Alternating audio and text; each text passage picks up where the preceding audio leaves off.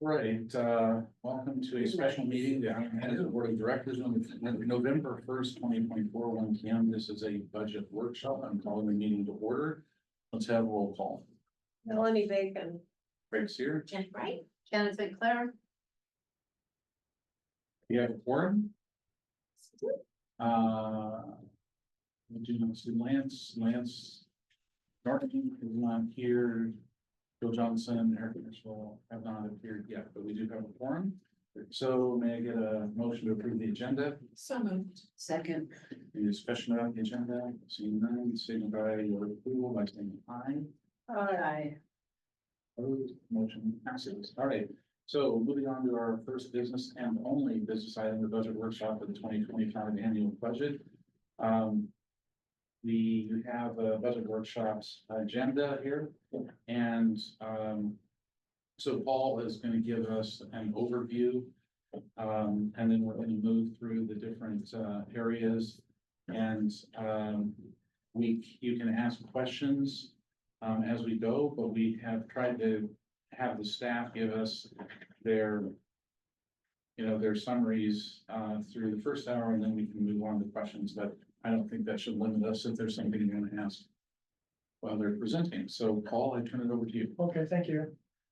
So everyone has this somewhat informal budget workshop agenda, and it's meant to be somewhat formal in the first half, where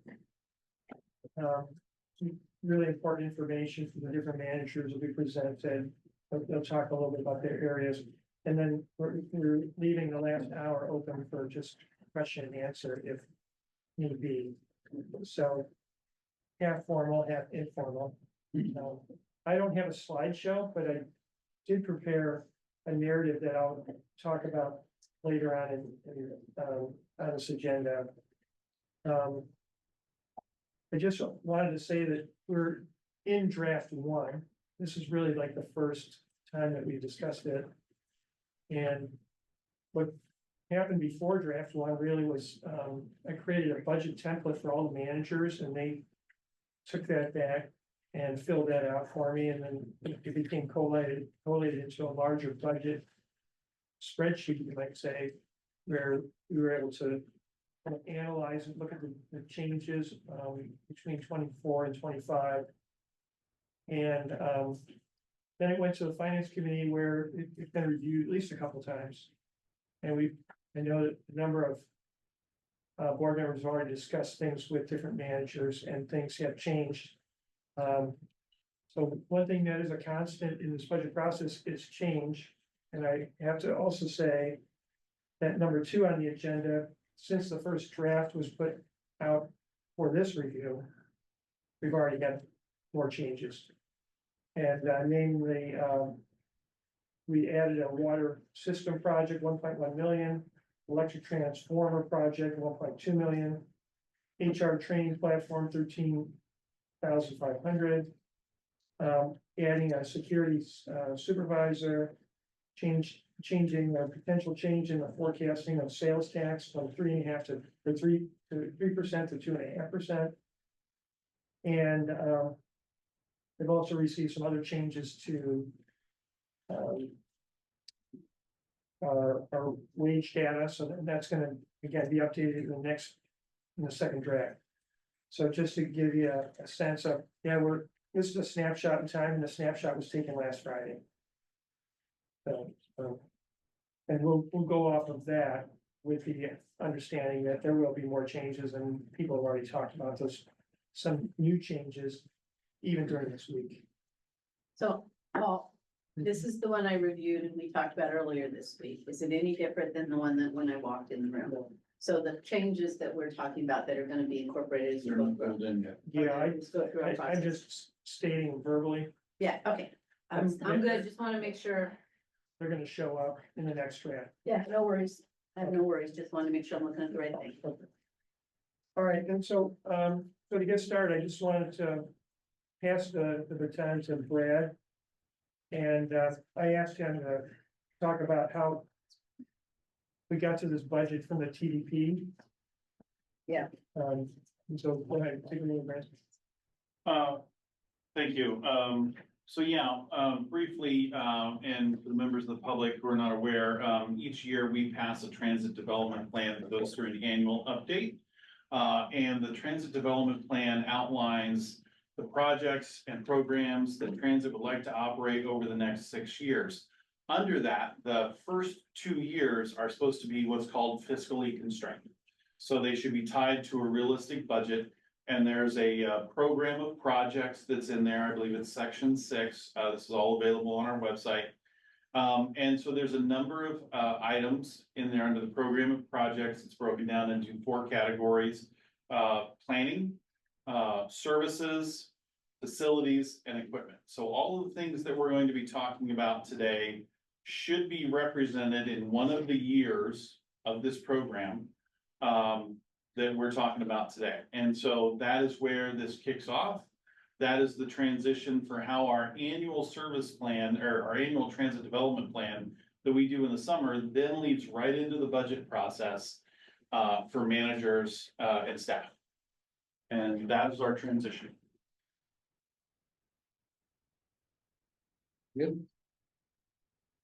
And I'd like to know. Brad, I also had you up to talk a little bit how that TDP connects to the service schedule and then our operator requirements. And I spoke about that as well. Yes, thank you, Meg, for bringing this up. So yeah, Meg, could you go to the first page, please? For the next slide. So, Bear with- okay, Second. Haven't done this in a while. Apologize. should be the arrow key, right arrow.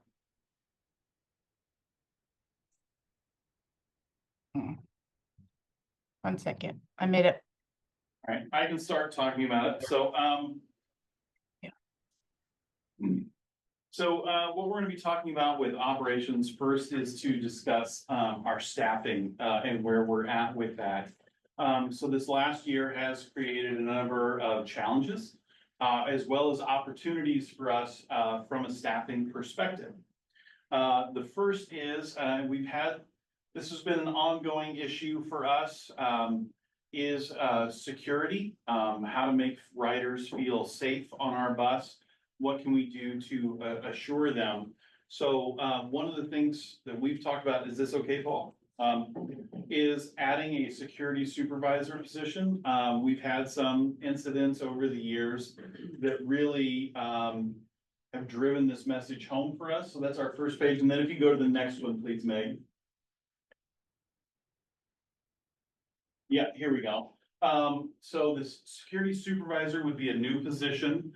It would be equivalent to probably Tom Hopper, our training supervisor, as well as the supervisors over there, position that's currently vacant. So what we would want to do is this would be our liaison with the police. Oftentimes when the police respond to our incidents, if we want to have somebody trespass, if we want to press charges against somebody for an incident or those sorts of things, they want a supervisor or above to be the to authorize that. So they need somebody in a position of authority from the agency. So we want to give the law enforcement a solid person that they can contact 24/7 for all of our stuff, instead of calling whichever road sports supervisor happened to handle an incident that they're involved with. So then we have the single point of contact for law enforcement. They will also be tasked with monitoring our contract security. And on top of that, they will also be tasked with going out and riding the buses and doing spot inspections for safety and security as well, and evaluating our security status. Skagit Transit recently did this. They had a number of applicants who were former law enforcement officers. I would imagine that we will get somebody with a similar law enforcement background as an applicant for this position. Because this is attractive work for folks who have retired from one police force or another. Earlier today, we talked about requesting additional operators for 2025. This is tied into some of the work that other departments are going to be doing. So the long range transit plan will get kicked off by the planning and outreach department. At some point next year, probably in the middle of the year, when that wraps up, we're going to have identified a list of, service improvements we want to do, and these are just sample lists of how it would apply to either island. Sorry, Meg, if you could go back to that. On Camino, you know, it's not that there's a lot of new areas to service, there's not new routes to add. But we may very well want to look at frequency increases instead of having something run once an hour, the routes over there, maybe we should be looking at 30-minute service. When you say service increases, you're talking about more routes, is what you mean on that slide. More buses in service, yes. More runs, maybe. More runs. It may not be new routes, but Frequency. More runs, okay. yeah, here on Whidbey, we also have, you know, a need for increased frequency. We've heard that from customers before about the Route 1. It's one of our main routes. It's the backbone of the system. So, you know, maybe going to 30-minute service during the commute hours or all day. That would be a significant improvement in our system. Evaluating our on-demand. We've already had, you know, a failure on that end from the Camino side, which is why we're doing the conversion back. So we need to have the consultants in that long-range plan look at how has this been successful on Whidbey? Are there areas where we should restore fixed route service that have been on-demand zones? So it's these are just list outs of things that could come out of that long-range plan. That then the board would prioritize and say, okay, here's what rises to the top and gets addressed first. And then here's what's further down the list. So, and that's how these operators would get used. Meg, if you would go to the next slide, please. And then on the operations side, there's potential for some reorganization. Where we're at is the senior level staff of the ops department is mostly vacant. We have one supervisor position that's empty. The ops manager position is currently vacant. This presents an opportunity for us to look at the departmental structure, look at how tasks are assigned. And so this is something where the discussion is ongoing. We certainly want to get the new executive director's input on this. And so there will be recommendations that will be made later on in this process. Okay. Is that the right slide? Oh, that is not the right slide. Sorry, one more, Meg. Mike's coming in. Jenny's coming in. There we go. Yeah. Oh, sorry. Kept looking at it and I was like, but you said new slide. Yes, so this discussion is ongoing. It's certainly something that we want to bring Melinda into and have her weigh in on how this would look. So those will recommendations will be made to the board, and those are something that could alter future versions of the budget. And we certainly want to continue our staffing push where we've finally gotten to the level where we feel comfortable or like are getting to that fully staffed level with our operators, and we certainly want to stay there. So we are going to continue to stay aggressive with our recruiting and try to anticipate our losses. And with that, that's the operations side. So we have 10 new positions, right? New supervisor and 9 new operators. And it should actually, this was an older version that I forgot to update, so it should say 10 operators, so it would be 11 positions total. But you're not expecting to hire the 10 until, or 10 Yes. until mid-year, so it's the equivalent of 5 FTE in 2025. Correct. So it's the equivalent of 5 employees on an, for next year, but on an annualized basis, it would be the effect of 5 FTEs. So predicting the budget load going forward for 10. Yeah, 2026. Am I on the right slide? No, yeah. You are now, Yes, Matt. ma'am, you are. Thank you. Sorry. What's the So that's, total number? yeah, So does this staffing model allow us at a service change to add a route? If we have enough recruiting to support it? yes, we certainly could, you know, and it depends on a lot of frequency increases. They just need 1 vehicle, so we would have the 9 vehicles that have been ordered that are expansion vehicles, and those can be used for paratransit or fixed route. They're flex vehicles. So we'll have the vehicles.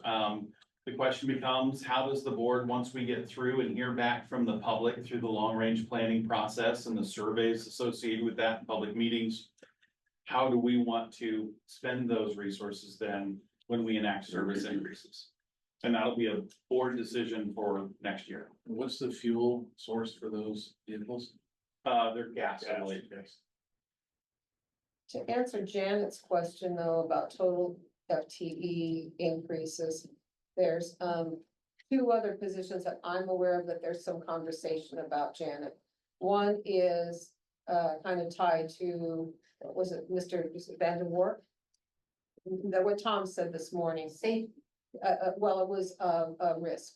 Yeah, a risk. So we should have a conversation at some point about whether or not we want to bring on someone whose full-time gig is risk. We have a person who that's part-time, part of what her much bigger job description is. She does some risk work. I hear you, but would that be in operations or administration? It'd be an administration. And we're in operations, that's why I'm interested. Oh, okay. So you just want to know operations right now. Okay. All right, Okay. Great, I have a quick thanks. question. I'm sorry, Question. Paul. Just a quick question. So on, I think it's page 4 of the highlights, that contracted security, is that a different line item than the security role that you just talked about? Yes, ma'am, it is. Okay. I So just- right now, our security, at the station is a single 8-hour shift at Harbor Station. Okay. What we'd like to do is and I believe it's also Monday through Friday. What we would like to do is go from open to close 7 days a week. So the role that you were talking about, the security person, that's income has not yet been determined and job description's not yet been determined. That is correct. Okay. It would probably be on our pay scale, guessing on what we've done with other supervisors. You're probably at a level 7 or a level 8 on our pay chart. Thank you. thanks, Frank. Yep. All right. Okay, next up, Tom is gonna talk about, present and future capital projects. All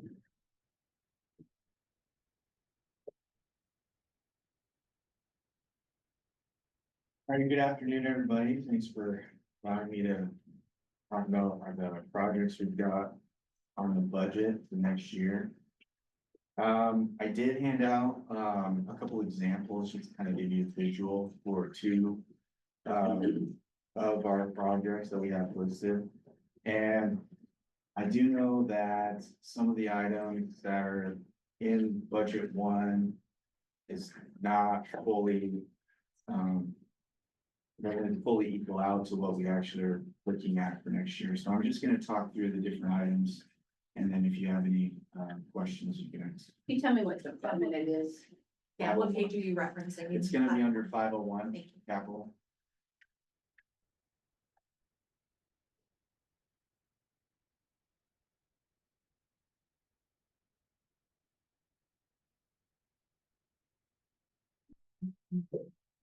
All right, so first one I'm gonna just bring up is the transformer. I hope everybody remembers we need to upgrade our transformer.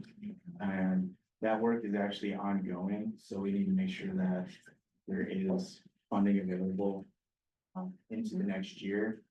I had a meeting today with PSC. We're looking like we could be getting our transformer potentially by the end of the year, but most likely it won't be fully activated for another 6 months or so due to multiple issues.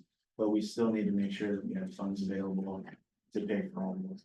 This is a continuing project that, of course, was laid in mostly by PSC. Yes, so we've already given them money because you have to provide them engineering funds to start the work. So right now that 1.2 million is what we have. Should be listed in there, I believe. Yeah, it's listed on the agenda and it's gonna go into the budget in the draft too. Yeah, so that's the amount that we've got. That looks like it should work. The next one, and he did add it on here, was the water purification system. So first off, I want to make sure that everybody knows our water here is safe. It is safe to drink. There's nothing wrong with it. The issue is that it doesn't taste very good. And the other issue is due to the well water that we use, it has a lot of sediment and it goes through our systems and goes through our equipment and it rips the metal and other components to shreds. So we spend quite a bit of time and effort and money on replacing components that have to do with our wash systems out at our wash. Joined the meeting. Here at our chassis wash and other things. So the proposal here is to have an engineering firm design and then go out to bid for upgrading our system to not only purify the water more, to get more of the sediment out of it, but also to make it taste better so that people wouldn't mind using the water fountains or the sink to drink water, because currently we spend thousands of dollars a month on having bottled water provided to everybody. 1,000. Well, I don't know exactly the amount, I know it's a lot. We go through a lot. But the bigger issue, because we recognize that $1,000 a month versus 1.2 or 1.1 million a year. I mean, that, but it has to do with the impact on our infrastructure. It's really Correct. a bigger issue. And when I say $1,000, I was meaning thousands of dollars a month we pay. That's just on the ongoing for water that we provide people for consumption. Other than that, we do spend time and money fixing equipment that we could potentially keep in service longer and have less downtime. So Pete, did you want to add anything to that? Yeah, I could add, I'm a facilities manager. We just, had to order a new pump for the wash system that was $9,000. And that's because of the sediment going through. We just had to spend another $4,000 on parts for the boiler system. Because it's leaking, that's the sediment in the water that's eating the seals and stuff. So a better filtration system is, we definitely need it. Are any of the other businesses that are kind of around here using our well, or is it just us? Just us.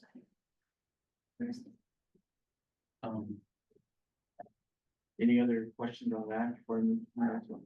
Will a filtration system solve the problem with the sediment? That's what the engineering we're hoping will be able to determine now. Maybe an engineer comes back and says there's nothing you can do, but I doubt that that is the case. I believe that we'll be able to engineer the system to pull out all the sediment that we don't want. And it won't erode that system. I mean, I have to use bottled water in my coffee maker so that it doesn't need my coffee maker, so I get it. I'm just thinking about it on a grander scale. Yeah, and in that system, if it's just that system that we have to then work for, still less, it will potentially cost us less time and effort in the long run than what we currently are. So I'll ask a question that you can say, well, we're really not ready for that. And we can talk about when we get to draft 2, because this really is a draft 2 conversation. But, so you have 1.1 here, but we don't have it engineered yet. So how much do you think? So in 2025, is that gonna be really end of the year, it's engineered and we get these questions answered, do you think? Because that's not gonna cost us 1.1. Correct, so this cost is based on a very broad understanding that we have by looking at some systems that we potentially think would be utilized. Okay. We would be able to potentially go with a lower amount that would just be engineering and development. So we do engineering development in 25 and plan to have something else in 26. And I don't know how long that would take. Maybe it's a quick and easy fix. We don't know. So yes, it's still very much, we just need a placeholder to be able to get the work started.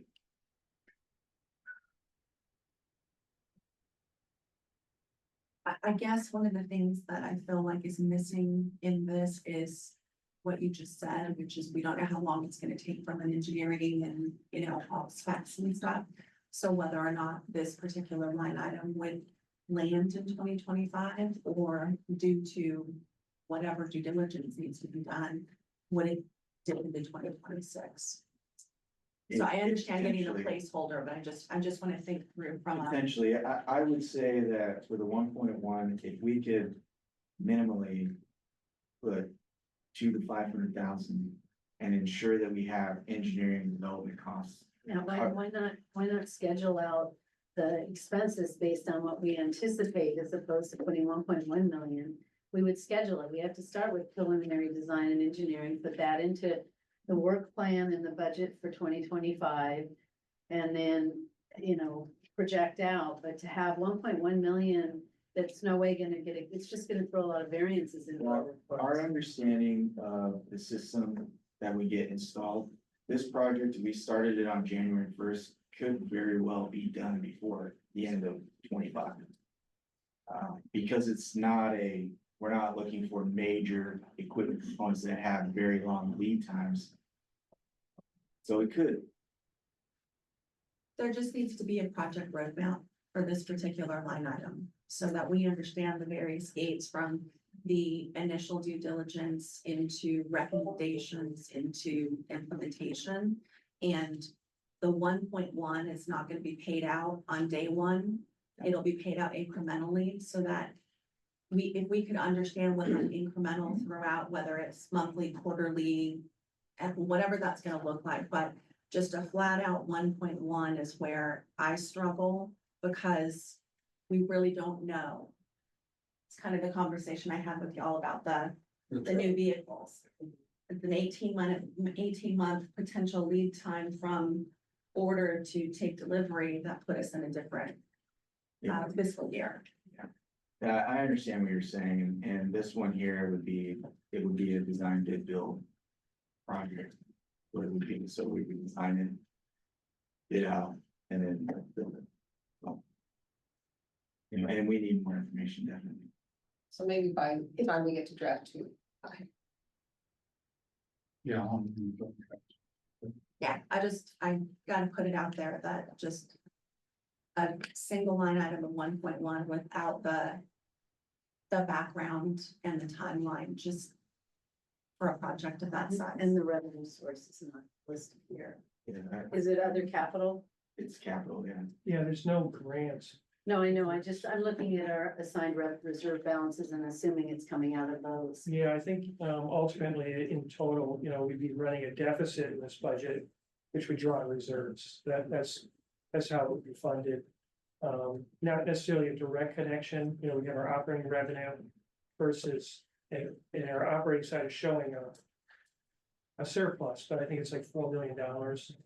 Whereas the total capital side is like 11 to 12 million in spending. So the difference there, we have to come out of reserves. So with that being said, even more of a reason in my mind that we should understand incrementally what the outlay is gonna be, because we only want to pull out of reserves what is necessary and needed. Yeah. And we want to know competitively what also is competing for reserves, right? So if we keep making one-off decisions, like, oh, we're gonna fund this, we're gonna fund that, and we're slowly pulling down our reserves, that doesn't make sense to me. I'm gonna wanna see. I was a little surprised that if we've been knew the transformer was in there, 1.2 million, why wasn't it in draft 1?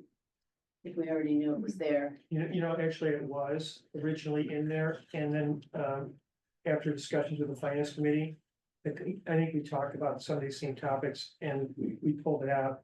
But in the last week, we realized maybe we did that a little too hastily. And so it's on my to add list. And that makes sense. I mean, if we have to prioritize it, because we've been in this conversation, that's fine, but we can't add several million-dollar projects into this without having a roadmap of, I mean, we've done this before where we've looked at capital. Yeah. And then we look at our reserve, we built the reserves, right? We've done a good job building our reserves, and reserves aren't meant to sit in the bank, they're meant to have public benefit, right? Even as we watch the LGIP, I think that could go up. But I wanna know is there anything else that's in competition with this that is not obligated by grant? If we have grant sources, that's one thing. That's a whole conversation that you're always ready to have. When we have non-grant obligated capital projects, I want to think about what they all are. Are they in competition with one another? What's our capacity? And then how do we prioritize? Does that make sense? So I will add that as far as priority goes, in my mind, this project is number one. But you've heard all the other ones. We haven't, Craig. I'm just telling you, I can stop talking if you want me to. No, But we've, as has not been said here yet, but what you should know is that we've been, that transformer out there is maxed out. It's fine. So we need to increase the capacity of that transformer, or we're gonna be limited in what we can do. And I know, You understand what I'm saying, I which do is, understand. you and Jenny have an inside track because you're sitting in the finance committees. The rest of the board members aren't on that same track. Right. So we're asking to be apprised at the same level of information as everyone else, so that it's fair and shared. Yeah. Agree. And I know you would, I just. Yeah. Needed to. I think we're gonna get there soon, in any case, because, my narrative really tries to bring out all the major projects.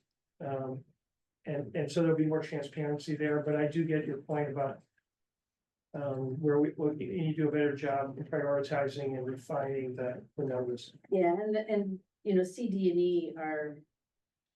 You've already talked about D, which is an operations non-capital, right?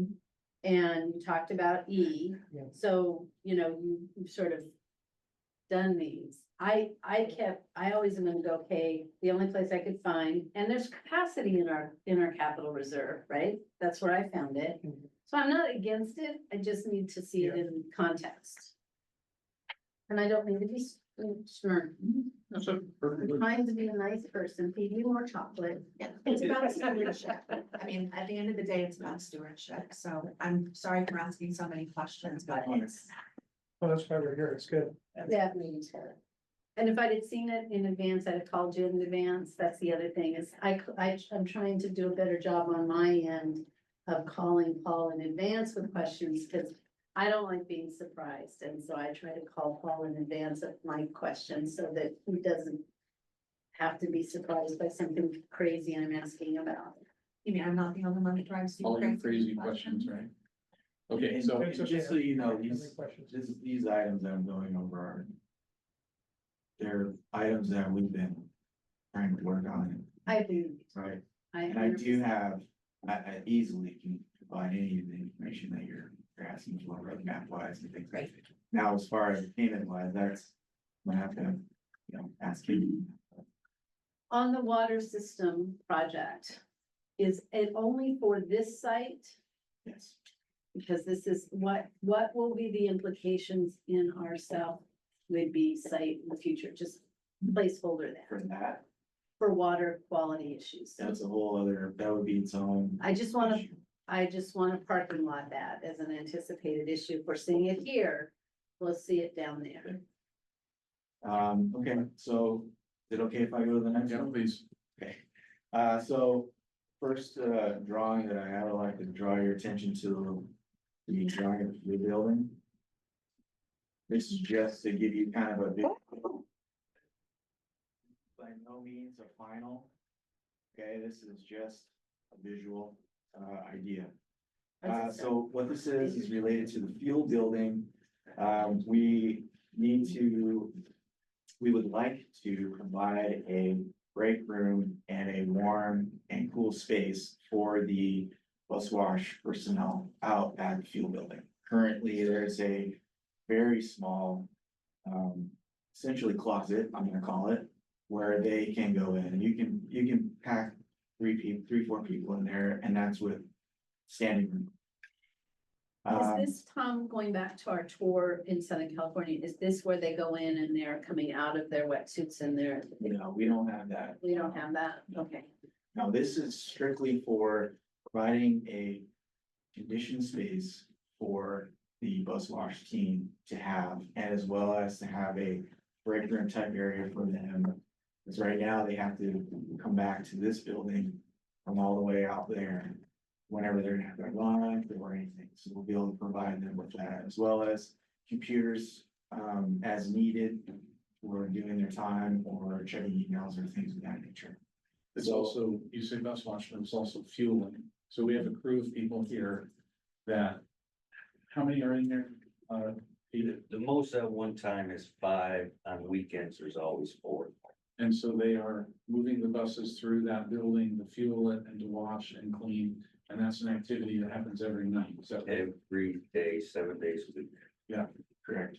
And it's usually, and it is the evening, so they do have more extreme weather conditions on a regular basis. And so Tom's not overstating the need for this because the space that they have right now is about from this joint here over to the end of that. It's like this little teeny space. They can't all get in there at once. So we'd like to put a computer in there so they can do their time sheets. If you look at the drawing, I'll point out the pink section on both. So if you see where the dotted lines are on the little pink area, that is the existing walls. So the double lines, that's the exterior wall. And the single dotted line is the interior wall. So you can see that interior space is very small.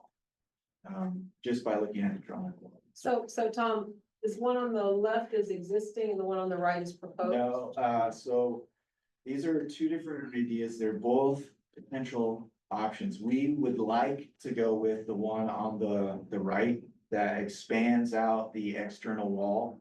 That provides us more space, more usable space, more conditioned space for the team, as well as if there's a need in the future for growth and expansion, then you'll have that as well. So how much of this project, say the board said, okay, the one that you want, how much of this project would you anticipate Right doing in now, 25? we believe it'll be, oh, you mean, sorry, to get it finished? Yeah, and how much, which, going back to our thing where you do engineering, then you do design, Yes.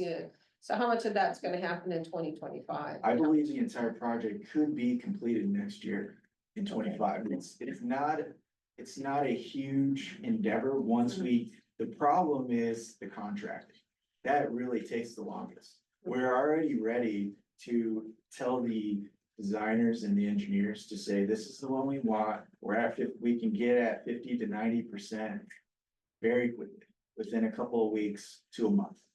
After that, it would then go to bid. That's really the time sink that we would end up having, because it usually takes about 3 to 6 months. It's been our experience to get RFP created and then get into a contract with, So we don't have the bids yet, so what kind of dollars do you anticipate this costing? right now, we believe it would be roughly $600,000. That will give us a buffer to be able to do the expanded, Option Pushing out. 2 is 600,000. yes, and that's with design and build. So if I could just interrupt, so just to emphasize, the key difference here is option number 1 requires not piercing any of the exterior walls. It is correct, Pete? Correct. So it is, it's much less desirable because, the space is not enough.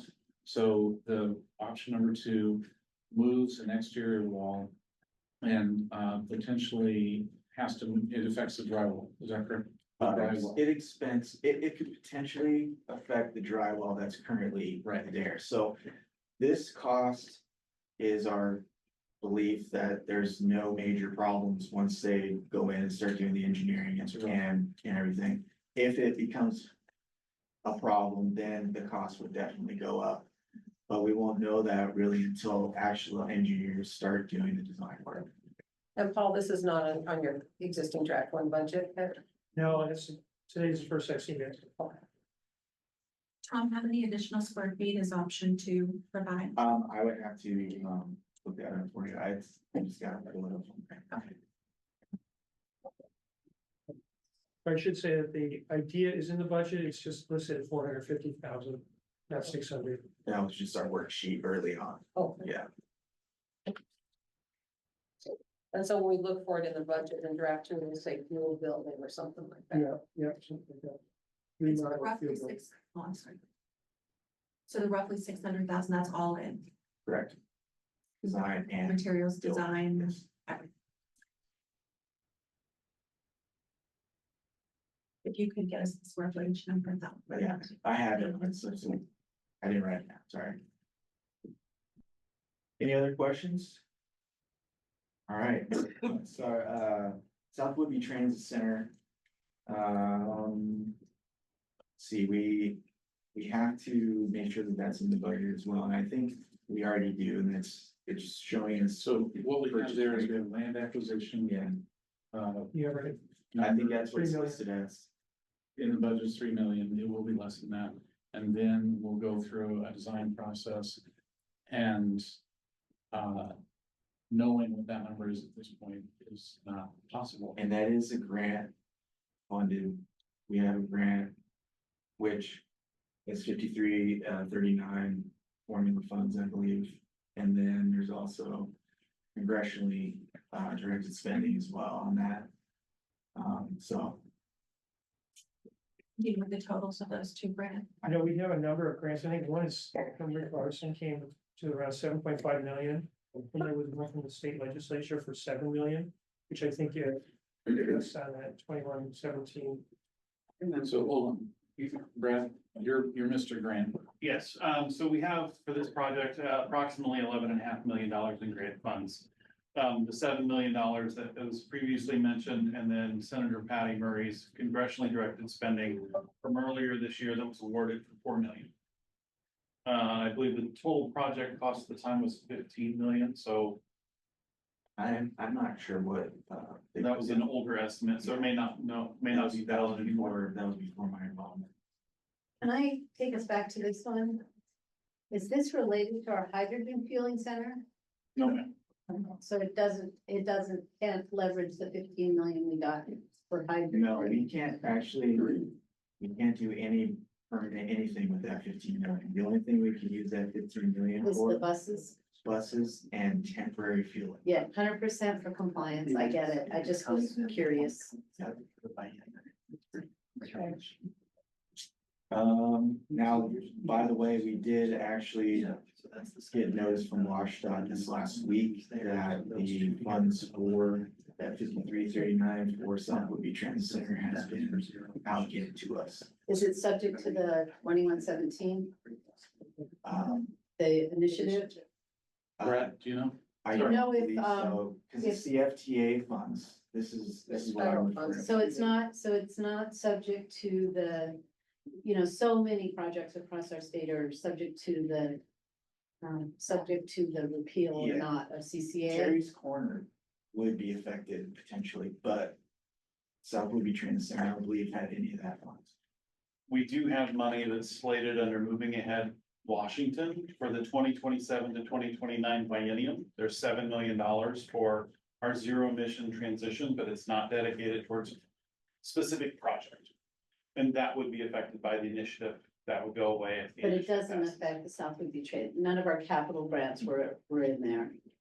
But not for, Before that, not for climate change. We do have. No, not for, so when I say, is any of our projected revenue for the South Woodby Transit Center tied to climate revenue? No, ma'am. not currently. I just had to ask my question the right way. These grants that we've been talking about is on page 4 of the budget. I'm on page 32, just guessing. Just guessing. So, I'm sorry. So the 7 + 4, the $11 million that we have in grants that could go towards the South Woodby. Did I get that correct? Okay. We show it as a line item. The full amount, Yeah, the but total we amount don't is spent. less the grant money in the budget. Is that correct? So the way it's outlined in the budget is you show the full expense on the expense side. And then any grant reimbursement related to those expenses on the revenue side in the capital area.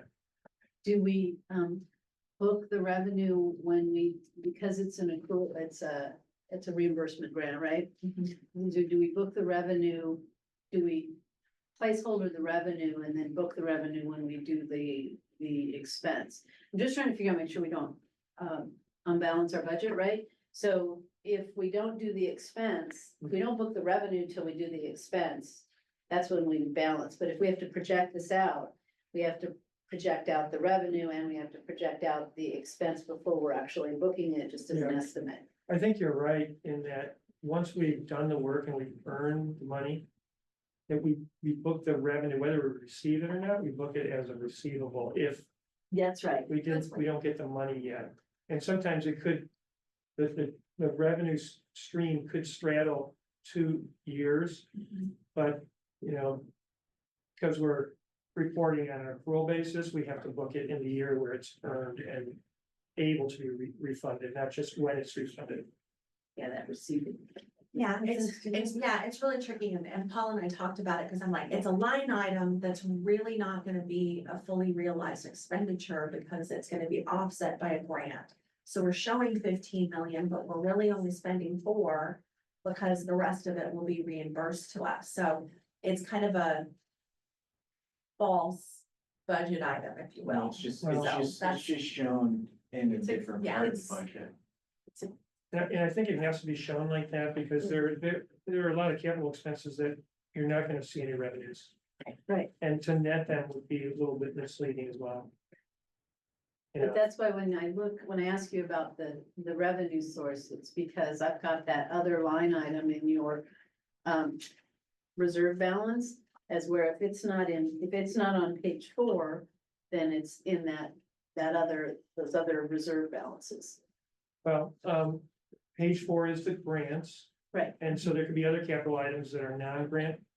And the budget summary and some other areas like 501 is an attempt to show more detail each project. The summary by the also way. includes revenue though, so it shows the possible reimbursement for those expenditures. So to see the full picture, you want to look at the summary. To just see the expense side, you can go look into detail under 501, but you Yep. can also see it. It pretty much is sitting in the summary as well. Well, I like seeing the expense side in 501, and then when I was trying to make my brain balance, because that's what we're supposed to be doing here. I then go backwards and look for where does it, if I don't see it in the. If I can't make it make sense as a designated obligated fund from a grant. Then I went to the reserves to see where we'd be pulling it out of. Does that make sense? Yeah, it does. And we talked about this in the finance committee, how we were gonna lay out our reserves to try and plan for the future. We really haven't finalized that yet this go around, but, you know, in a sense, the reserves isn't really divided like a pie other than on paper. And any pulling from the reserves, if we were to incur a deficit, it would come from the reserves. No matter what the reason for it, you know, it could be capital, could even be operating. But we should separate our capital operating reserve. Capital from our operating reserves, because we have a policy about how much operating reserve we Yeah. carry. Well, we do on paper, and they're not supposed to deviate below a certain Right, requirements, like we need 2 months of operating, in an emergency reserve, because that's a board resolution. right. But we're so far from that, it doesn't seem to be a pressing issue at the moment. You know, we have 68 million in the bank, and maybe we need to keep a reserve of 2 million, so there's a lot of. That was the conversation we had with you anyway. What was in Island County tip for a while? How much should be in reserve there as big bucket versus separating down? All right, next. Couple, I just got a couple more here, try to get through them quick. The next one, and it's listed, he has it listed in here, called in, under. Where's it go? 8,900 for capital equipment non-grant, Which page? 33. I'm only working on for 501 though, just so you know, just to keep it nice and easy. I believe that's what the number is. I don't know if it's changed between what I have and what you have. But it shows capital equipment, non-grant. You'll see this as purchase and install security cameras, security gates, rider displays, shelters and software. So as part of that, so I'm gonna talk about the security cameras and the gates. So we are in need of new security cameras, our existing cameras. As Corey can attest, they need to be replaced and updated. And we found through the state contract, we were able to find a company that provided all new security cameras that were recommended by our IT department. So we were able to get quotes for that. We also need to have our security, our gates replaced to a more secure state, I should say. It's over at, and that includes here and at Camino. Right now, Camino is a pretty big problem for individuals in the morning, especially in the winter time. The gate is on rollers and they have to go out and physically open and close it, and it's always open or always closed. And it's not very good at deterrence when it comes to securing your assets. So we're proposing There's also been injuries, right? we have, yeah, we've had some injuries because the gate would freeze, the wheels would freeze and people would strain their backs, so early in the morning. So one thing to do there is we want to put in a automated gate that then is also controlled by a badge reader and has camera systems that are appropriate with being able to let people know who's at the gate wanting in.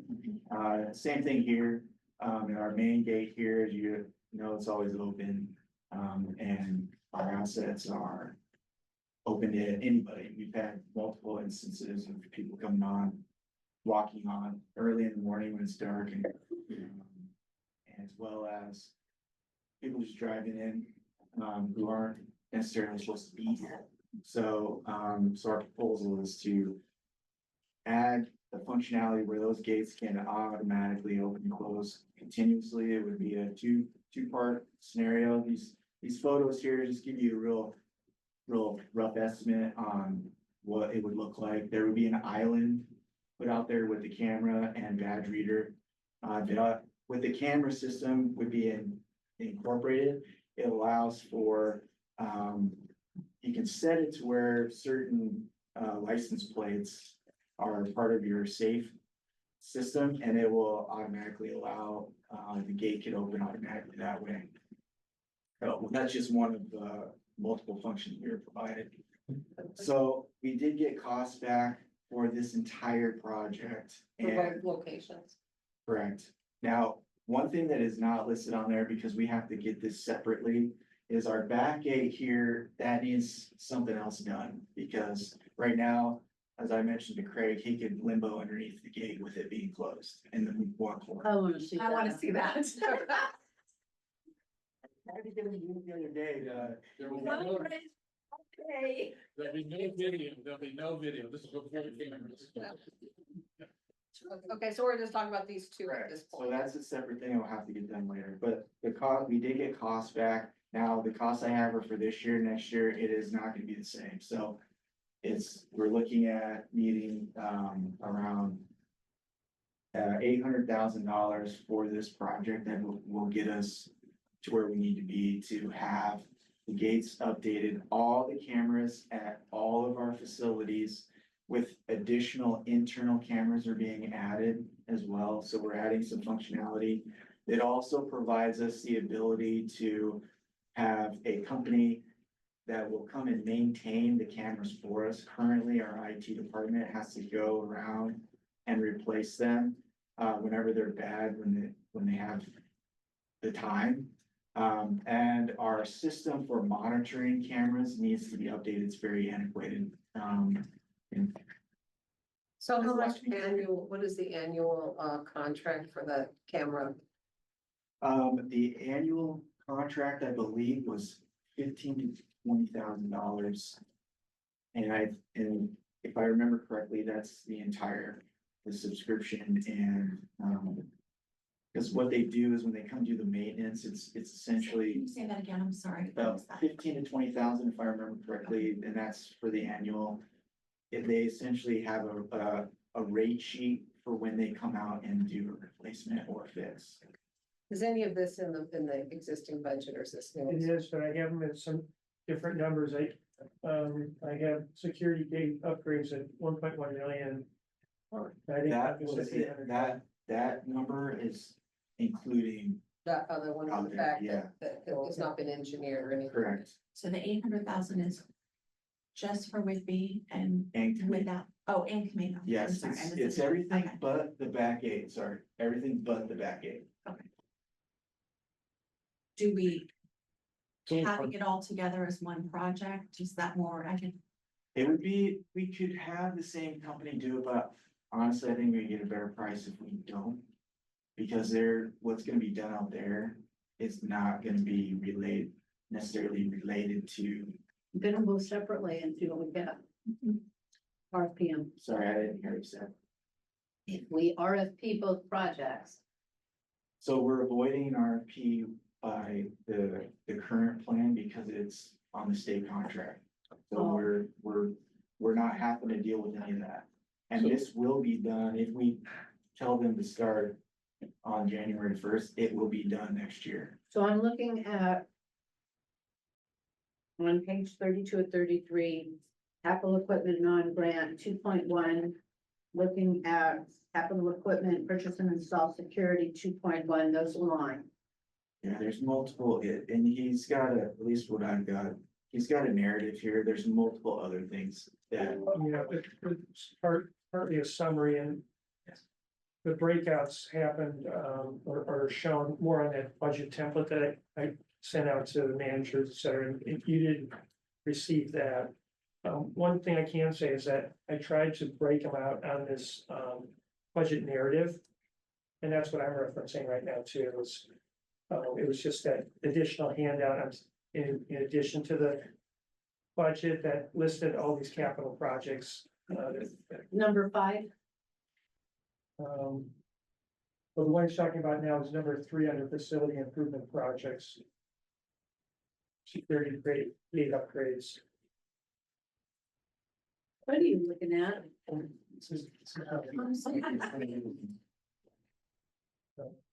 I'm looking, This is the agenda. So, oh, I'm gonna be going through this near the end. And by the time I page 3, okay, now I'm with you. number 3 on facility. This. That breaks it out in more detail. So to the question, it is in the budget. It is. Yeah, but it's budgeted a different number. No, it's Okay. 2.15 here and 2.15 there. Sure, but he was just saying 800K. yeah. Another 800K on top of the 2.1. No, No. that number that you're looking at it's a conglomeration of multiple different projects. and That's different what line makes me items. uncomfortable. It's not knowing what the breakdown is of the different I think we're projects. getting that all, right? Okay, Well, it sounds to me like if we don't do the back gate, it's a reduction of $300,000 from what we have budgeted. and then, I would like to stick with what's budgeted, if that's what he's got in there, I would love to stick with that. Well, this is sorry. bring us a project plan. Yeah, if the project plan is gonna include everything, but to budget 1.1, when you just said it's 800,000. That's based on yes, that's without the back gate. Okay. So, yeah, and I can go with the 800,000, and then for now, we'll have to separately go out to bid for that back section. And does the back gate have to go through an RFP process? We probably, because I doubt it'll be less than 150,000. Why is, So, Right. I want to ask, Pete and Tom and I went for a walk, we two were talking about these projects. Pete, the back gate to prevent Craig Sear from limboing. Does it? I think you were one mentioning like a sort of a massive speed bump. kind of- Yeah, they're just gonna put a big speed bump, so it's asphalt, you're gonna be asphalting that, it's gotta be certain, so you're not bottoming out the buses. So it's a little hard to imagine that being 300,000. Yeah, I don't. think Would that it's be gonna- more like 30,000? So it's like a speed table. Yeah, it's a big, huge, it's a long speed bump. Speed table. That was the original thought or idea on it. That was provided. It wasn't actually design or engineer or anything like that. We were just gonna. But that could potentially work, yeah. So the board should get, so it'd be nice if the board gets presented with options on that, back on the thing. So that's a draft too. Then we can make that, yeah. in The draft. gate company made that suggestion, just put a big pump in there, And it would be separate from what they would be doing it for them. depending on what asphalt costs at the time. Okay, what's next? Let's see, the last one I got is the HVAC, which was budgeted for this year, but we're not gonna be able to finish it until next year, definitely. And that is going to need to, be upped to, $750,000. And I just found this out this morning, so, Yeah, now I have it in the This is budget a at new- 660, so. Craig wanted me to mention it, so I'm mentioning it, but it'll be on the next version. So we did get a quote back, we did get, information back that we can actually utilize, so. So the fixed existing HVAC is currently at 616, the budget gonna increase to, 750. and that is a part of the line item 8,400 of all of the HVAC improvements that's on the page 33 of our budget. I'm tracking. So Tom, you and I talked about the HVAC thing some months ago. This particular proposal, is this, which buildings are covered by this particular? So proposal? this would cover, this building, it would also cover the maintenance building. And there's some allowances for the, fuel building. It's very limited out there based on some requirements, but it's mostly gonna fix. How old is HVAC. this building? 14 Got it years. here in 13. 13. So Mostly 14.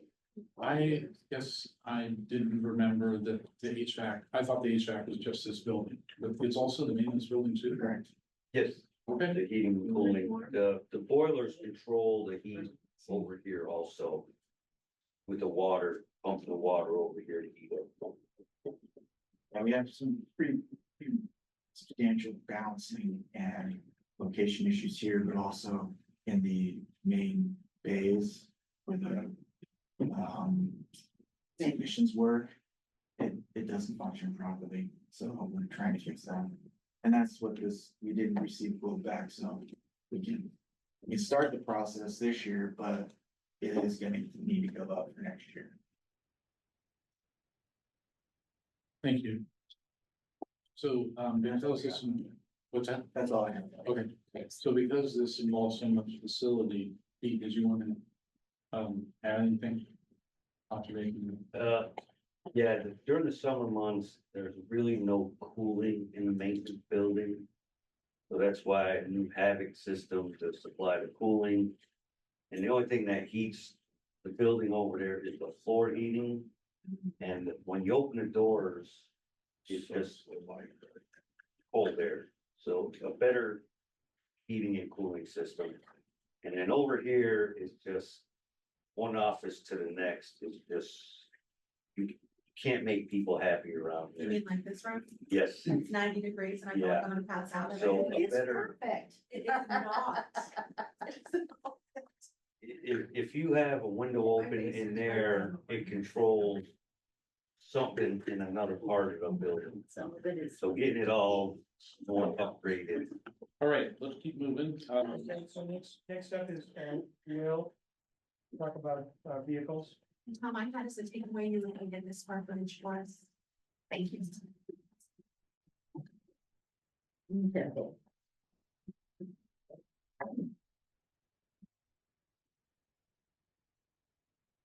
So I hope everybody has this sheet right here. Yes. Melanie, I can see I it. do.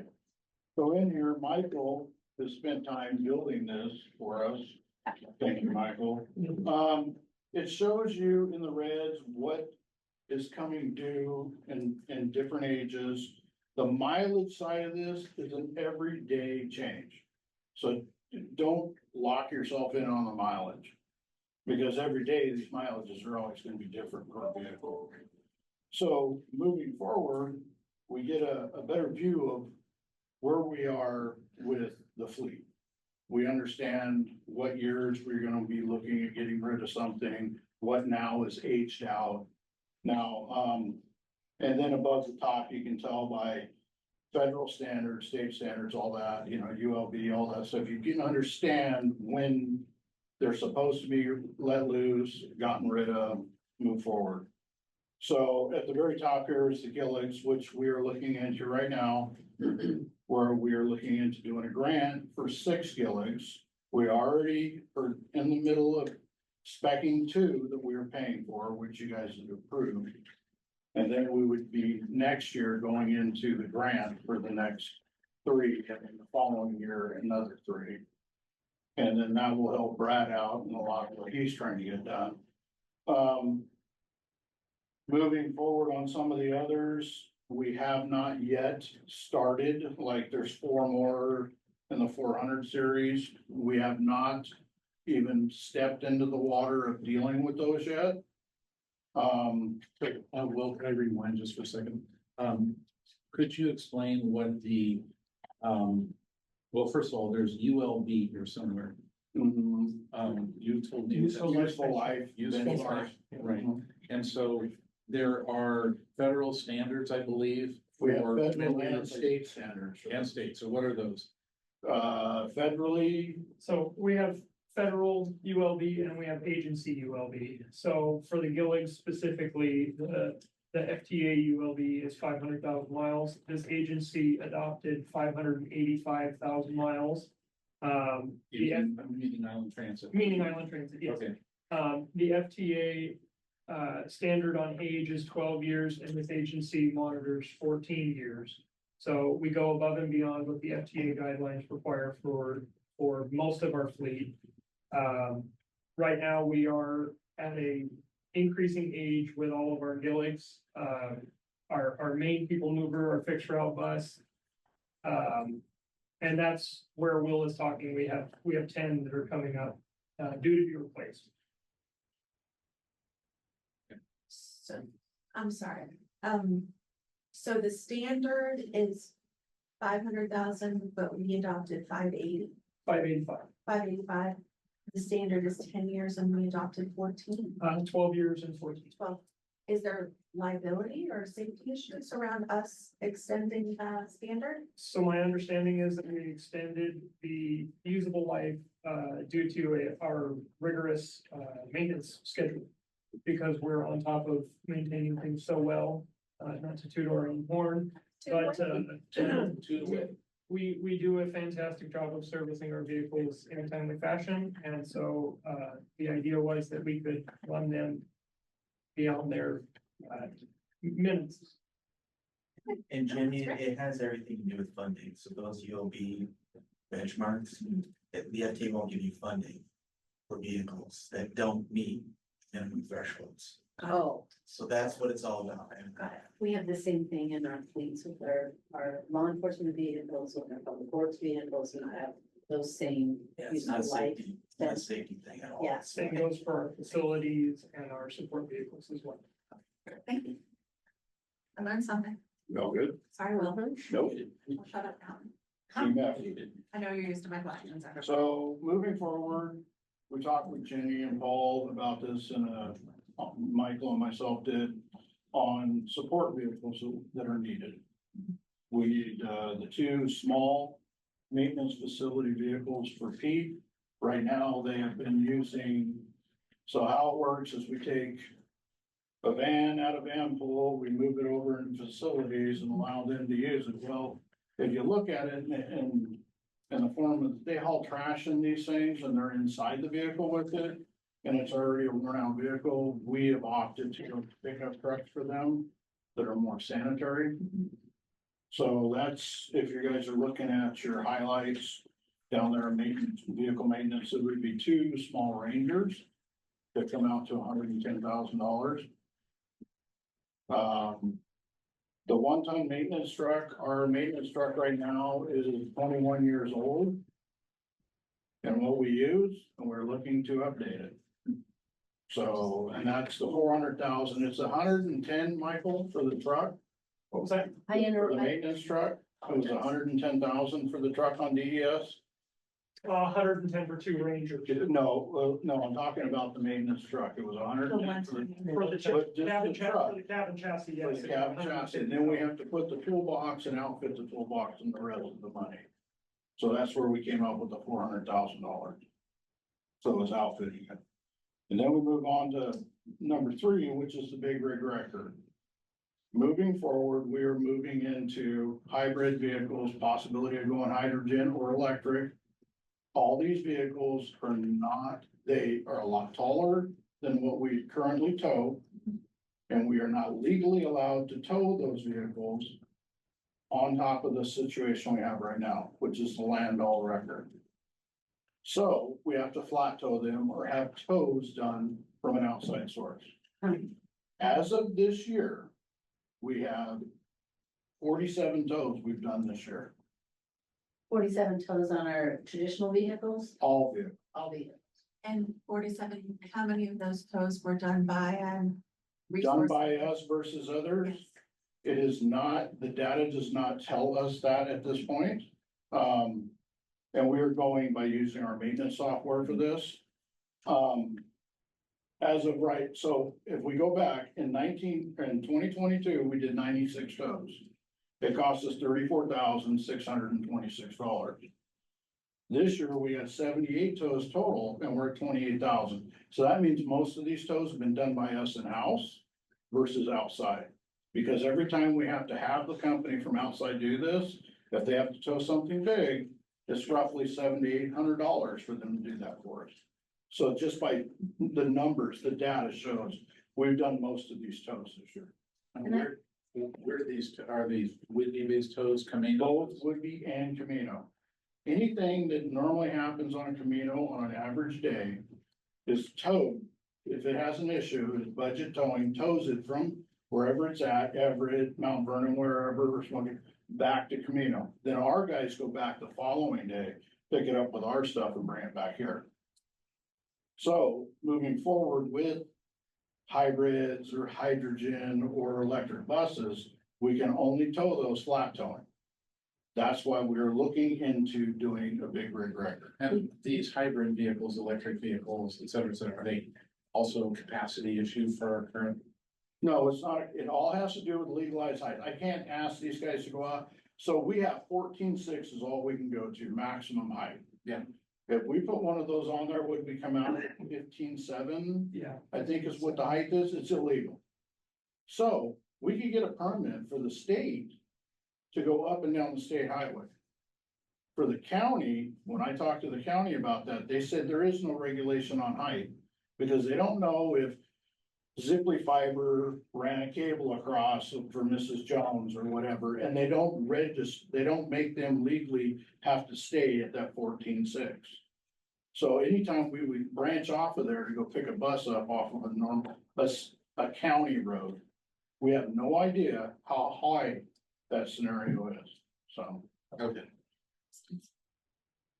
Any other questions? These are all brand new purchases. The big rig wrecker, if we were to buy a brand new from DES big rig Now, wrecker. hold on just a second.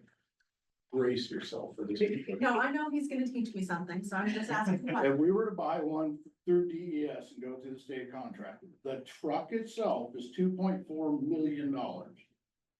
The wrecker portion will average out to about $14 to $17 million total with the truck at the end. The wrecker portion is the most expensive. So having the flatbed option just.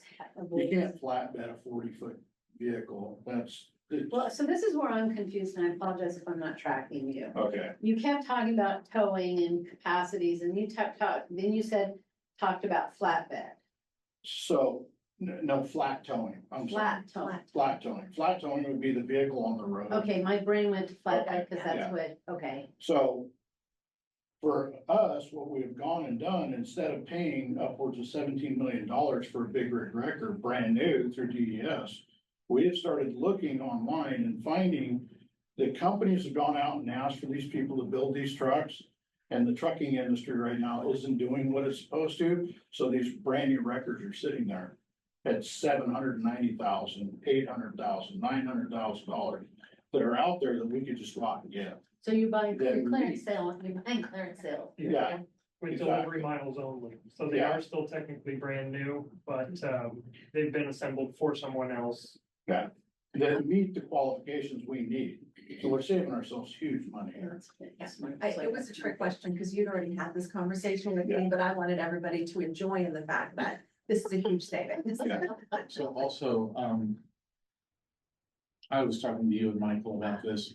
I think Michael had found one of these used, technically used, but basically new vehicles lounging around on a lot in Arizona. somewhere. Florida, Where? it was through. It was in Arizona. Arizona. Okay. And do we know if it's still there? I'm currently waiting for a call back. Okay, So the other thing that occurs to me is that often when you're towing vehicles or we're having them as in extreme weather circumstances. We did Yeah. not tow in snow.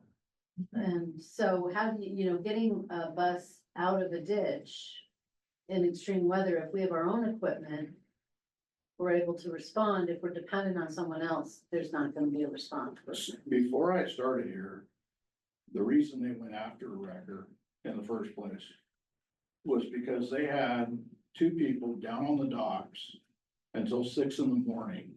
because they were waiting for another company to show up, and they had multiple other wrecks that they had to deal with.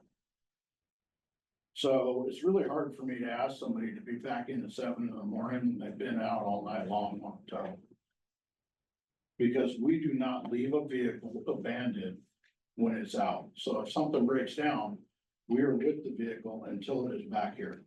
We had 72 vehicles in the ditch on Camino Hill Road in 2018, including a bus. Yeah. Because of that Christmas Eve snowstorm. Anything else? You had something you were gonna say, Craig. did, You did. well, it has It's escaped. gone now. I'm. Thanks, good. Yeah, thank you.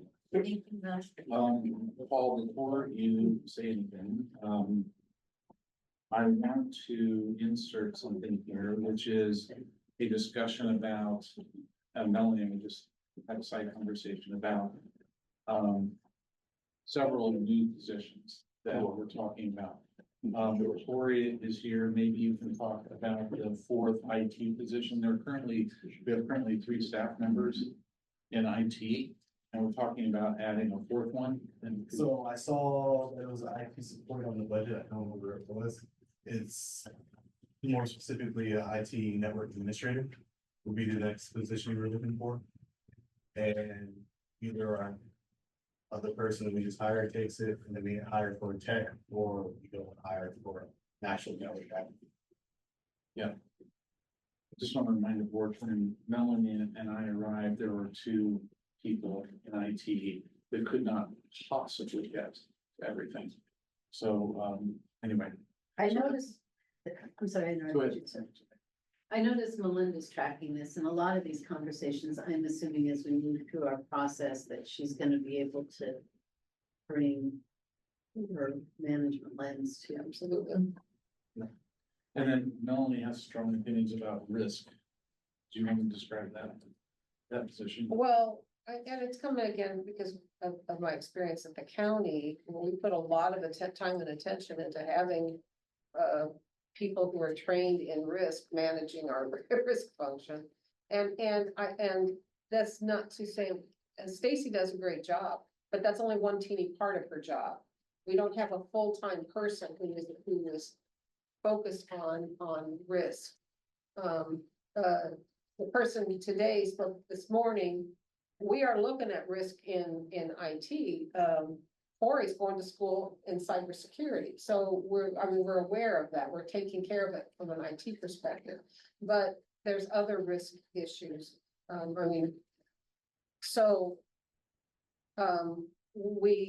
When Dan was here, we talked about risk and security being one function, and whether whether you can find the right person to combine those into one function or not, I don't know, but I think that this agency should put more attention to risk. And then also procurement, And procurement, we don't, but procurement's already it's in the budget, right? Because it was an existing position that we haven't filled in a while. We're looking at upgrading the position, I think, from what was allowed before. But procurement would be another position. right? And then finally, already talked about the security positions, so, right? Okay, Paul, Janice, you leave here in 5 minutes, is that right? Roughly, probably a little longer. Okay, so I think we've done a lot of board question and answer, so Paul, I think you're the last item, Okay. so if there's anything that's critical for Commissioner St. Clair to know, bring that forward. Okay, well, what I was planning to just go through my budget highlights, which is really a high level. And summarize a lot of what people already said, but it also brings out some other projects or that are existing in the budget, so just for transparency's sake. So if you redirect your attention to this budget highlights sheet, I'm just gonna go through this quickly. And if you have any questions, you're more than welcome to ask them at any time. The first thing was just to notice the overall FTE equivalents for everyone here in the organization. And it's broken out by managers, supervisors, staff, dispatch, and operators. So for me, it's a really good overview to see what's changing in the organization from the prior year. And you can see there's a two FTE increase between the years. And the next note is, included here are anticipated hires, the third IT support specialist, procurement specialist, of course, executive director and HR manager. And it sounds like there's a couple more there. And, a list that is being developed since this snapshot was taken. Then the second part was taking a look at budgeted operator hours. I know Brad talked about this. We've been working on this for a little while. The way I approached it was, I was looking at our current service or pre-October service. And looking at how many hours, really total hours are required, which would include a lot of the extra hours for training and or added service, that sort of thing. And trying to come to, first of all, proving out, do we have the right number? Are we budgeting the right number of operators? And then how that would change based on what Brad was anticipating, improved pair service and some improved runs on the various routes. And so, this handout in the yellow is the 2025 budget. And it shows an operator change, 7.81%. And then it also, as part of this process, we were looking at the 2026 budget because I know that Brad's idea was to add 10 operators and to kind of see how that played out in 2026 as well. So you're starting with the 2024 budget, looking at 2025 in the yellow, and then kind of you're also able to see in total 2026. So in 2025, we had 69 operators and 7 trainees. And the reason why that's being budgeted in there, the 7, is there's just continual turnover. So you constantly have to be hiring. You need to keep that additional staff. And the added cost of this 10 operator growth, 2025 was estimated about 436,000. And then in 2026, 872, when we had the total 10 FTEs. So just giving. So if we, in the ad where we talked about the 10 new operators, if we do that in the 2025 budget, we're jumping not 436, but we'll be adding 872,000 to this budget. Yeah, when you're looking at a full year, they were planning to hire them starting July 1st. Okay, so because county does it from the beginning of the year, which I've never understood, but they don't, I like this way better. Which is that we budget at a half a year because it's 5 of the total year, okay. I'm with you now, Okay. thanks. And then the next page, I broke it out. Between Whidbey and Camino, just to, the other requirement was 62 operators on Whidbey, so it just kind of breaks it out. And that 62 is what is gonna be there in 26. So we're transitioning in 25. There's a total of 58 on Whidbey and then 18 on Camino, and that's assuming a 10% turnover ratio, to take into account the trainees.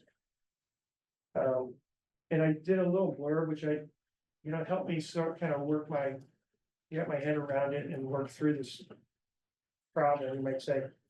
I was acknowledging that, although we have new hires, replacing the retiring operators, the total supply of operators has not kept pace with the published schedule. And, the operators were consequently being asked to work overtime to meet the demands of the current restaurants.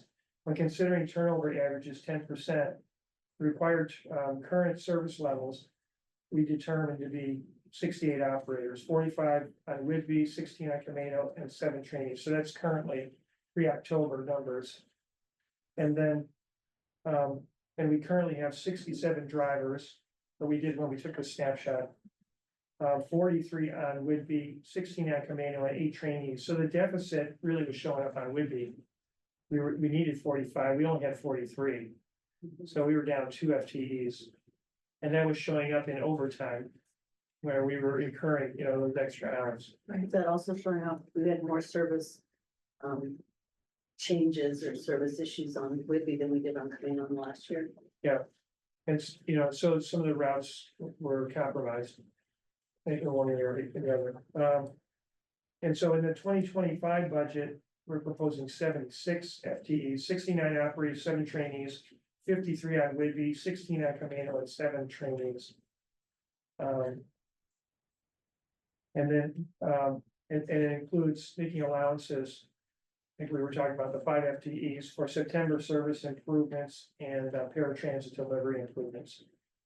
So that's the logic behind these numbers. I don't know if there's any questions there, but Yeah, I have a couple of questions. So, and Stephanie's here. So Stephanie, I want to talk about the employees that are under the CBA a little bit. So, when does the next increase kick off? The CBA increase was in October of this year. Okay, So their increases are each October, and then of course the contract ends in October of next year. October of next year. So, so I'm assuming that obviously that the 2025 increase, which has already started, as part of your budget for those employees. And, we're in conversation right now with them about the sign-in bonus Correct. stuff. So is that built into that? I did show sign-in bonuses under the separately as a separate item, not as part of the wage. Okay. And then, the union wants to have conversations about the retention bonus, about 2026 increases, and of course, we can't include that in the budget because it's part of negotiations. But the board should be aware that there will be something coming out of that. And their request was a retention bonus equal to the amount of CBA representative employees that were not bid with the sign on bonus. And that's retention, and then they wanted a wage review. Yeah, so the Prior to- board should expect to have a closed session on this. I don't know that we could plan to do it in December or not, but certainly January will need to have a closed I session. think January is probably better because then we'll know who will be on the board at that time. That's true. You'll know, yeah. That's when decisions get made. We have decreasing revenue, yet we have increasing expenses and increasing position requests. Just putting in. Brad, the 10% attrition at the employee, is that just an average across how many years? I was just trying to understand your projections for the increase in manpower, women power. Is it 10% is a 15%, is a 20%, and we just kind of went somewhere in the middle. I wasn't involved in the creation of that particular number. I came up with that. Um, but it's the increase, that I came up with was based on my expectation of needing a couple more operators for paratransit service next year. So that's 2 of the 10. And then any number of frequency increases would quickly, eat up additional operators, assuming that we do something of that nature as opposed to, for instance, the Route 1 that we talked about this morning. That would require 3 buses and somewhere between 7 to 8 operators to take the half-hour service. I was just thinking about, the forecasting around business as usual. People power versus your long-term projections for increase in fixed routes, et cetera, and reestablishing routes that aren't currently up and going. Yeah, at a minimum, I would suggest 3 to 5 new positions. Because that'll offset, and then it'll give us also a little bit of cushion to help us keep our extra board healthy.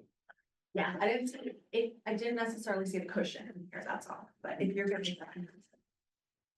I had a little brainstorm here while we're sitting here and I should have had it a month ago and I apologize. It's just been kind of a What are crazy you fall for me. What have you been doing? What we should be recruiting for, Stephanie, is an HR and risk manager. Many governmental agencies have an HR and risk manager. That's what we should be recruiting for. So if you guys are okay, then I'm gonna kind of shift our focus that way. So instead of having a separate standalone risk manager, standalone safety supervisor, standalone. Yeah. I was We may getting still a do little concerned with the. Yeah, we may still do standalone safety position. associated with security, but let's combine risk and HR. A lot of agencies do that, so we'll do that. Yeah. And then I keep wanting to save space for the new executive director to be able to think into this budget. I know we Oh, have, yeah. she starts the 18th. So, right, and so we're gonna have a draft available on December 6th, which will give our new ED a couple weeks to work with the leadership team and the leadership team a couple weeks to listen. Because I still feel a little bit, I'm sorry, go ahead. Yeah, just working together to make any adjustments, yeah. She's been here the whole time. It's You been- can wait for her. Hi, Let's Melinda. all wave at our new ED here. It's been a great conversation. I feel a little bit like I walked in the restaurant and I looked at the menu and I thought, all these things look amazing. And I haven't yet pulled out my wallet to see what I can buy. You're the cheesecake factory. And we're not done yet. We have a little bit more. If you want to hear it. Okay, good, yeah. I just wanted to say hello to everyone and thank you for letting me listen in. I am multitasking, but I'm definitely hearing my name every once in a while. But just wanted to be as present as I could for you today. Thank Thank you. Melinda. We appreciate it, Melinda. You bet. Okay, well, I'm on page 2, middle of the page, sales tax. 17.6 million, the budget shows it to grow at 3%. We've had some discussions, the finance committee, that could change, we were talking about 2.5%. So, yeah, I'm just putting it out there. Well, and the reason is that our sales tax revenues are below the 3% that we forecast this year. And will definitely come in below 3%. So we just want to be conservative, so we suggested 2.5. Yeah, the last year, in this year, I think in total, it's about 1.5% growth. Last year, I think it was about 3.5%. So but the average for the last 20 years has been about 6.5%. So, who knows where the economy's gonna go? I mean, I assume. I'm still holding hope that we're gonna be flat for the year. Okay. Call me Pollyanna, but every month I think You're a it's gonna, Pollyanna. I know. At the county, we saw that this last month was our sales tax, it went up, it was better than we had thought. It happened. Might Yeah. look at preliminary October and be surprised, you Yeah. never know. Operating grants, 7.7 million. We have 4 operating grants currently: equalization, paratransit, the connectors, and mobility management. Revenue and expense. So the operating revenue is projected to be 26.6 million. 0.5% increase from last year's budget. Operating expense, 22.1 million. 6.69 increase from the 2024 budget. The resulting 4.5 operating surplus would offset the 11.3 capital deficit. So the remainder would come from reserves. Of course, these numbers are gonna change with everything we're talking about. Cash reserves, total reserve increase, 3.9 million, 6.76% from the 2024 budget. But a decrease of 6.7 or 9.8% from the predicted ending balance. So our ending balance is higher than our budget projection. Medical dental coverage, we have basically two options. Number one is a high deductible Kaiser plan with similar benefits where the employer covers deductibles.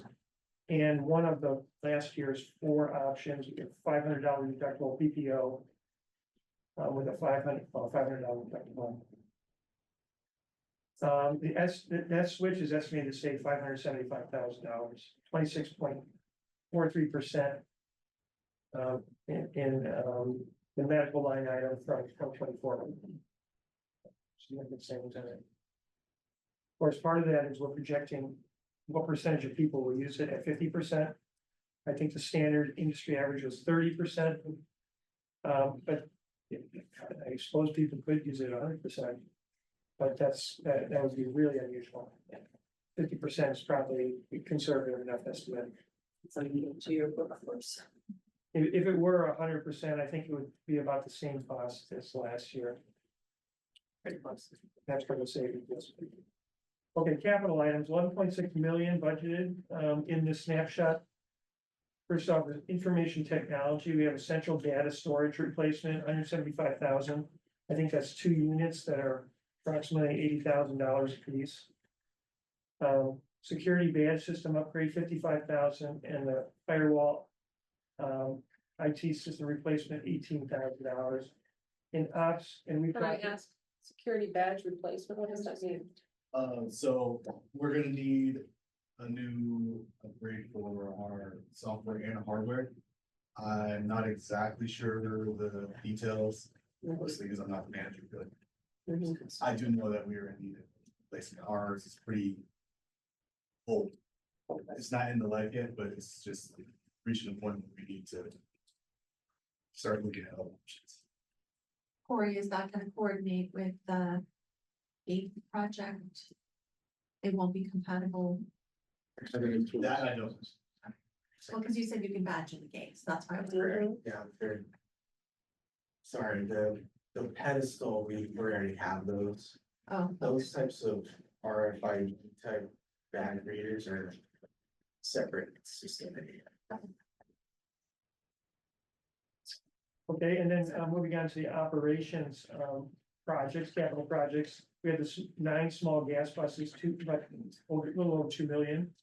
9 Fed van pool vans, a little over $500,000. 20 bus stop seats, $20,000. Improved added bus stop pullouts, $500,000. A laminator machine, $15,000.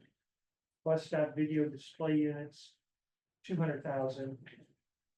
Passio route management software, $250,000. 10 to 15 bus shelters, $25,000, and climate sustainability, $100,000. And I was told that's going to be removed that last time. What is it?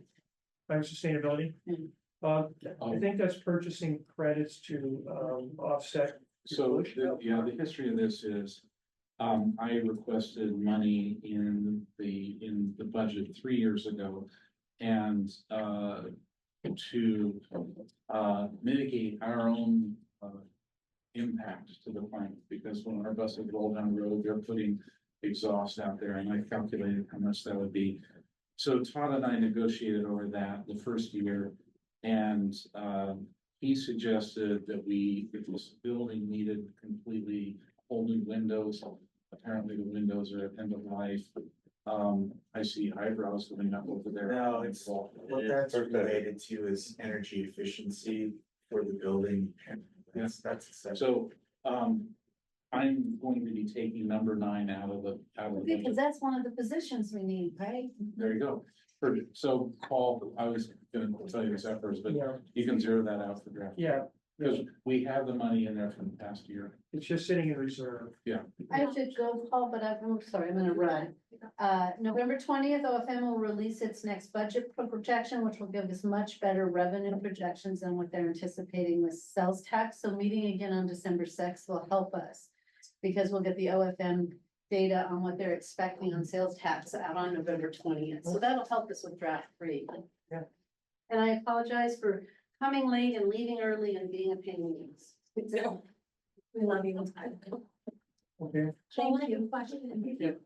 Line item number 8 seems off to me. Are those repairs or those new? $25,000 to build 10 to. oh, no, 80 that bus is drivers? incorrect, yeah, we discovered that before, it should be Okay. 250,000. Somebody's gonna do that for $25,000 to come to my house and fix things. So what should the line item be? 250,000, Okay, missing a zero. thank you. Facility improvement projects, we've already talked about a number of these, Terry's Corner Restroom Facility, 1.2 million. Security cameras, 300,000, security gate upgrades, I have 1.1 million, and it was described 800,000 today. Land acquisition, 3 million. HVAC system, I have 660, sounds like it's gonna go to 750. Remodel the field building, 450, it's gonna go to 600. KPFF, general planning, or project planning and design, 200,000. KPFF, admin and maintenance, building development, 525,000, and park and ride improvements of 100,000. It's not already covered in 160 though. What's that? The KPFF stuff would not be covered in 160. No, I think we have, 160, an additional 400,000 for KPFF. Yeah, check. We'll have to talk later. about Yeah, it. you guys talk, it's not duplicate. Okay. Vehicle maintenance, we had already talked about that, 2 small work trucks, 1 one-ton maintenance truck and a wrecker. And then on the operating side, there are also some operating projects, you might say. 2.3 million budget for large operating projects. Contracted security, 116,000. Fallback route match license, during the Passio install, 250,000. So hold on right there. Okay. So Brad, would you explain this? Yes, so Passio is our new fixed route dispatching system that is getting installed. And we had some delays with our new radio system that is just wrapping up that kind of delayed it. So we needed to put this in the budget on the off chance that Passio is not installed and ready to go before the end of the year. Unfortunately, Route Match operates on an annual contract, and that annual contract would be 250,000 for next year. So if we have to purchase a Route Match contract because Passio is not ready to go, that's what it would cost us. But this may very well not be an expenditure if Passio gets installed and implemented as expected. And route match is what? Is our current fixed route system. So I guess the other thing I want to add is when Melanie and I first arrived here, I asked all the departments, like, what has to happen right now? And the overwhelming message from operations, including Sean, not Sean, the leadership back there was get going on Passio. It has, because Route Match was at end of life. Most agencies are moving away from it, as I understand. And so there was real concern that if our route match, if the software went down, we wouldn't be able to get it back up and we would not have a system. Is that right, Brett? That is correct. And our annual license for Passio is $50,000 as opposed to the $250,000. 50,000. So what is preventing installation of Passio, or the concern that you have about it being?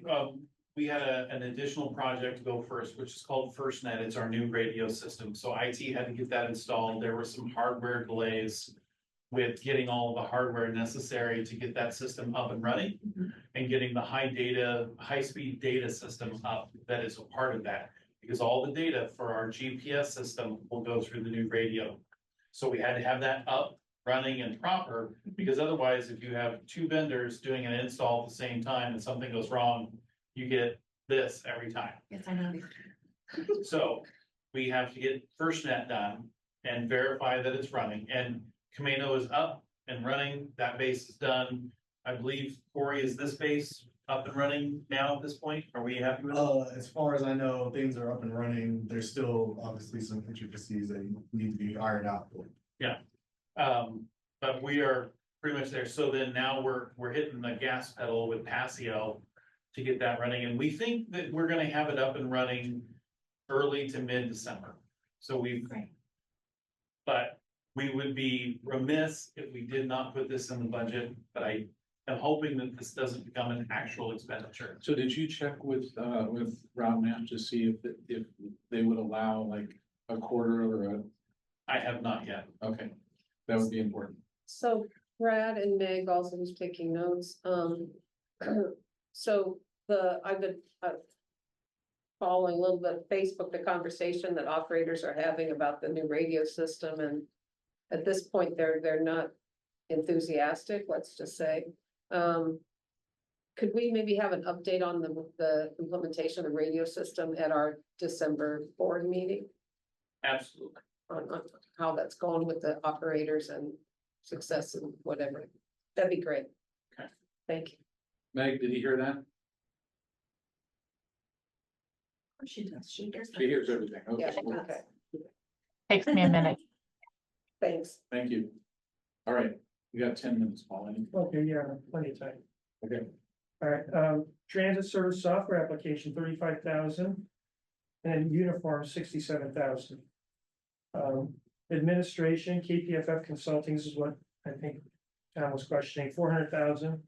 Civic initiatives, 150,000. Nash annual survey, 20,000. Planning and marketing, long range, and that should say range, not rage. All of the above. Transit plan consulting, 110,000. Like long range transit plan sounds pretty aggressive there, Paul. It might have been accurate. Video and graphics consulting, 34,000. Website redesign, 75,000. And rebranding, 20,000. And then vehicle maintenance, rebranding, we talked about that this morning, 1.2 million. So those, in an effort to be really transparent and try to extract all the large items in both the operating and capital, so that instead of sending, you could pay greater attention to it.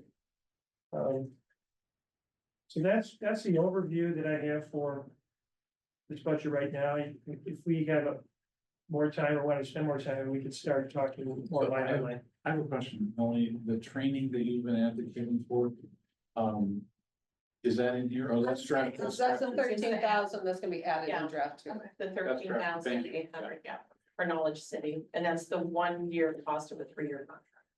And it's that same cost each year. Great. So our total roll-up for KPFF is 1.1 million. If those are accurate, there might be some duplication, one hearing, maybe the 400,000 in admin is also covered in the capital. I didn't You put guys any of look at that that, that information. seems high. I was just wondering. Yeah, I don't if know, there's I don't know what redundancy. that's from, actually. Okay. So you've got a 450,000, no, you've got a 200,000, a 525, and then on the flip side, you got a 400,000. We have an Just seems like existing there's- contract and so I'm not sure why it was spread out like that.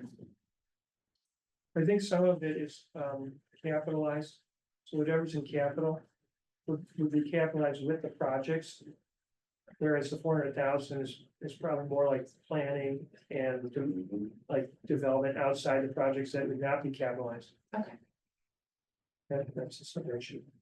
So, according to my agenda, that's really all that we had before we went to a question and answer. For 5 minutes. I think we've covered. Yes, We've entertained a lot of questions already. I've reached my question quota, I know that. So is there anything from staff that you want to bring up here before we close the meeting and bring forward? Any other questions? Are we done? No? Yeah, no, I don't think. it's- Okay. Okay, well, this budget workshop for the 2025 annual budget is done. And I'm now closing the meeting at what time do we have here? 2:52 p.m. Thank you again, Melinda, for joining us. Thanks, everyone. Thank you.